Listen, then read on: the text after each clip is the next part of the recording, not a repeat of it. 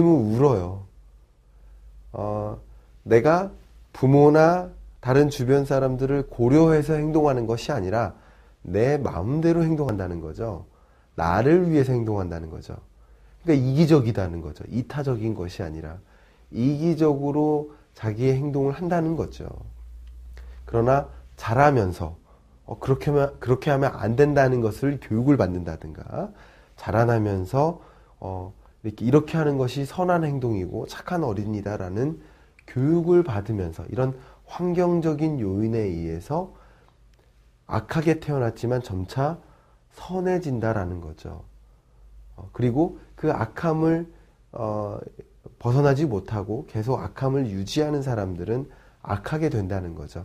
그게 바로 성악설입니다. 여러분들은 뭐를 더 믿는 사람입니까? 성선설을 믿습니까? 성악설을 믿습니까? 역시 자유입니다만 이러한 이론이 있다라는 것을 기억하면 좋겠습니다. 성선설과 성악설은 조금 더 동양 사상에 가깝다고 한다면, 이 XY 이론은 서양 사상에 가깝다 생각을 하시면 좋겠습니다.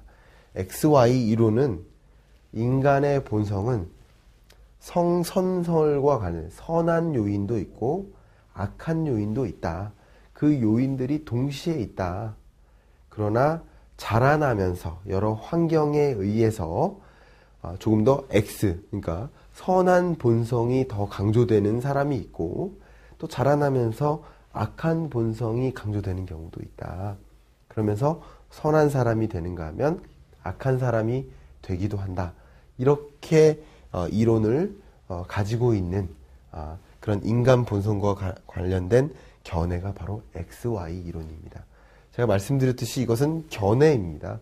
어떤 이론이 아니죠. 그래서 이것들 중에 나는 그래도 XY 이론이 더 맞는 것 같아, 이렇게 생각하실 수 있고 자유롭게 생각할 수 있습니다.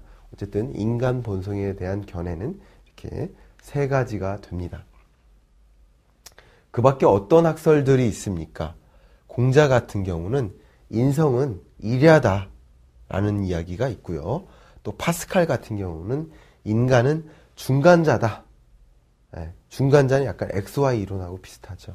그리고 칼 제스퍼스라는 또 학자는 피투성인 존재인 동시에 기투성인 존재다. 무슨 말이에요? 피는 뭐를 의미해요? 육체를 의미하죠. 또 기는 뭐예요? 정신을 의미합니다. 육체와 정신을 가지고 있는 존재다. 또 이렇게 이야기하는 학설들도 있습니다. 이것이 바로 인간이란 이렇다라고 주장하는 여러 가지 학설들입니다. 인간이란 무엇인가를 생각해 볼 때, 특히 오늘날의 인간을 좀 생각해 보면 이런 경향이 있습니다. 잃어버린 세계의 인간의 삶. 그러니까 뭐를 의미하는 거예요? 인조인간이다. 여기 보신 것처럼 인조인간의 모습을 보여주고 있는데요. 이것은 실제적인 모습이죠. 기술이 이렇게 보급이 된 거죠.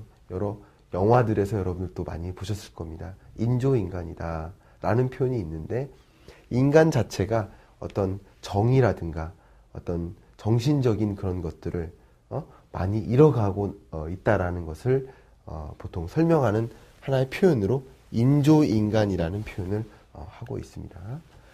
또 현대사회에서 있어서 중요한 것 한 가지가 인간성 소외 현상입니다. 그러니까 인조인간도 하나의 인간성 소외되는 경향인데요. 그럼 인간성 소외는 어디로부터 오는가? 그것은 산업화와 민주화로부터 온다라고 할 수 있습니다. 자, 제가 여러분 학생들을 만나서 인간성 소외 현상이 민주화로부터 온다 그러면 믿질 않아요. 그게 말이 됩니까?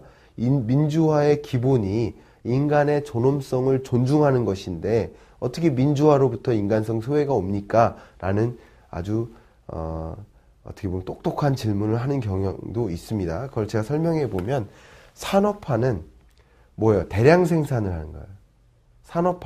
산업화가 있기 전에는 뭐를 했어요? 간의 수공업을 하죠.